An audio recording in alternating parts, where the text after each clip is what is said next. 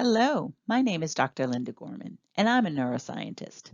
A neuroscientist is a person who studies the brain, and I'm here today to talk to you about how you can help make your brain healthy. Healthy means feeling good, and it's really easy to have a healthy brain, and anyone can do it. I love talking about brain health because it's spectacular. Spectacular means great. When your brain is feeling spectacular, you are a happy and healthy person. This story is about cognitive health. That's the C in spectacular. And cognitive health is about thinking, and not just when you're in school. Cognitive is a big word that means being able to think. Your brain thinks all the time. That's something you do inside your head. It's your brain's job to think, and by thinking, you're making your brain healthy. So let's see how you can keep your brain healthy. This is Fran, and Fran is a fox. Fran is going to help us make our brain healthy. Today, Fran and I are going to talk about things that are going on inside of our heads. As I said, inside your head, your brain is always thinking. When you think, you ask questions, and then you come up with ideas or answers to those questions. We're going to talk about why your brain is always thinking and how that works. Today's story is titled, I Have an Idea. The main job of your brain is to keep you healthy. It keeps you healthy by helping you to do the behaviors that help to keep you alive, like sleeping and eating. Fran, let's think about this. What if one of the things that you like to do is to pet the neighbor's cat? You like to do this because you think that cats are cute and they're soft. Your brain helps you to pet cats. Fran and I like to pet cats. Have you ever petted a cat? Did you like it? Fran and I love petting cats. They're so soft, and sometimes they purr to tell us that they like it. Now let's say that Fran and we go to the zoo. And you go to the zoo too, and you see a lion. The lion's so cute. It looks like a big cat. We all think, I wonder if the lion has soft fur. Maybe we'll go into the lion's house and we'll pet the lion. Fran, what do you think? Do you think we should go in and pet the lion? Of course not. A lion is a wild kitty. It's not a kitty cat like your neighbor's cat or your friend's cat. Most likely Mr. Lion would like to take a bite out of you or have us all for dinner. But you know what? It turns out that my brain and Fran's brain and your brain already told you not to pet the lion. We all thought about it, and we remembered lions have big teeth. We also remembered that lions live in a place that it's hard for us to get at it, to pet it. The people at the zoo probably put the lion in a place where it could not hurt anyone, so the lion did not eat people or foxes. All these thoughts that you had was your brain thinking to make sure you didn't pet the lion so that you could stay alive and I could stay alive and Fran could stay alive. Now, in order for us to stay alive, your brain needs to get information about the world around you, just like my brain needs to get information and Fran's brain needs to get information from the world around us. We get that information from our senses. Our senses include being able to smell, see, feel, hear, and taste. How does your brain get information about smelling, seeing, feeling, hearing, and tasting? That's right. We get information about smelling, seeing, feeling, hearing, and tasting from our nose, our eyes, our hands, our ears, and our mouth.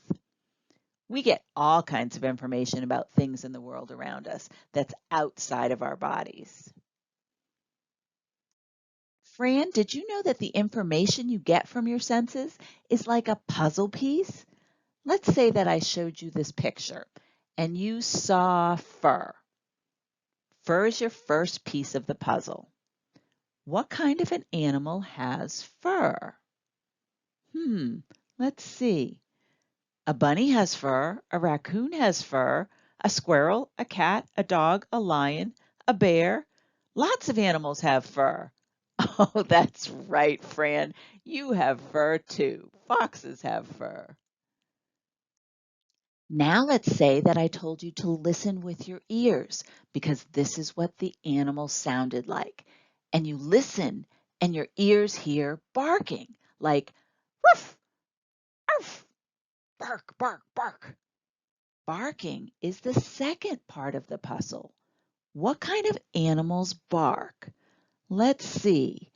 Dogs, wolves, coyotes, seals, and yes, Fran, foxes actually all bark. These animals also have fur. Yep, even a seal has fur. So, can we figure out the puzzle yet? Do we know what kind of animal it is that we're looking for? So, what do you think, Fran? We know that the animal has fur and the animal barks. So can we figure out the puzzle yet? Nope, we still don't know what kind of an animal it is. So now, what if I showed you a bigger picture of where the animal lives? And you could see that the animal lives in a place that has a room with a couch, a chair, and a television set. What kind of room do you think that is? That's right, it's a room in a house, probably a living room or a family room. So that's the next piece of the puzzle. The animal is in a place that has a room, probably a house. Okay, so putting the pieces of the puzzle together, we know that the animals have fur and they bark. Now, which one of the animals that have fur and bark, dogs, wolves, coyotes, seals, and yes, Fran, foxes, do you think lives in a house? That's right. It must be a dog because even though the other animals have fur and can bark, none of the other animals that we talked about live in a house. Look, Fran, we put the pieces of the puzzle together and we came up with the idea that the animal was a dog.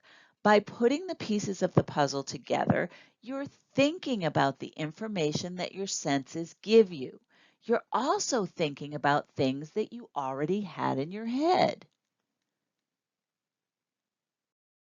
To be able to figure out the puzzle, your brain and my brain and Fran's brain needed to get information from our senses, and we also needed to get information about things we already knew.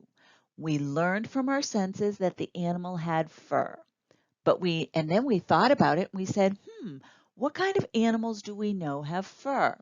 We learned about what the animal sounds like. We learned that the animal barks. And we thought, what kind of animals bark? We also knew that we had never seen a seal or a wolf in our house, or even a fox, Fran. These are things that we already had in our head because we had learned about them before. We put all of this information together with the information from our senses, and we figured out the puzzle. The animal was a dog. So you, me, and Fran, now we know that when we have a question, thinking about information that our senses and that you already have in your brain and putting that information together helps us to come up with ideas. The other thing that's really neat about ideas is they can change. Say we get more information or different puzzle pieces. That can change the idea or what the puzzle looks like. We knew that the animal had fur and barked. We knew then that the animal could have been a dog, a wolf, a seal, and yes, Fran, a fox, because there are lots of animals that have fur and can bark. But when we found out that the animal was in a house, We knew that the animal had to be a dog.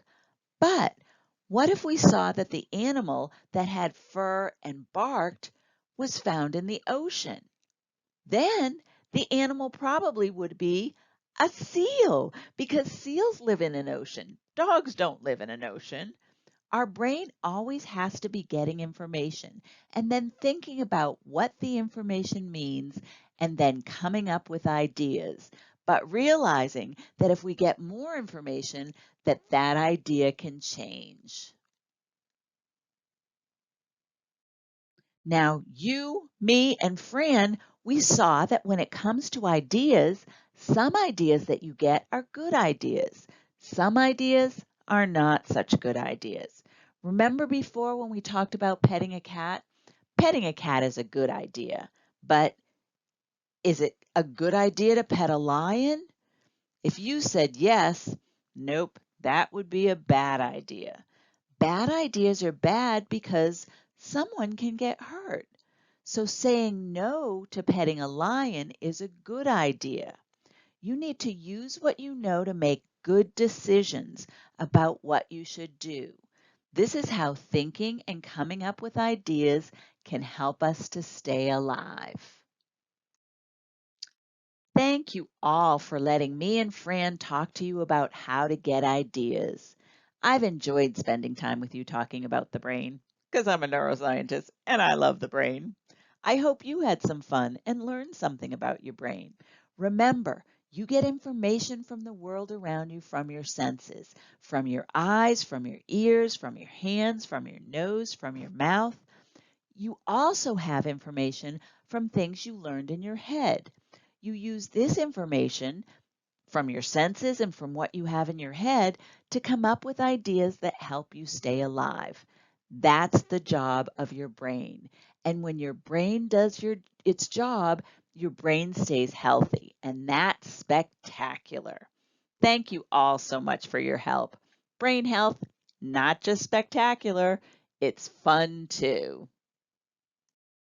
As always, we'd like to thank the people from Johns Hopkins University, especially Dr. Ron Daniels, for helping us to help you to understand how having an idea and thinking can help your brain stay healthy.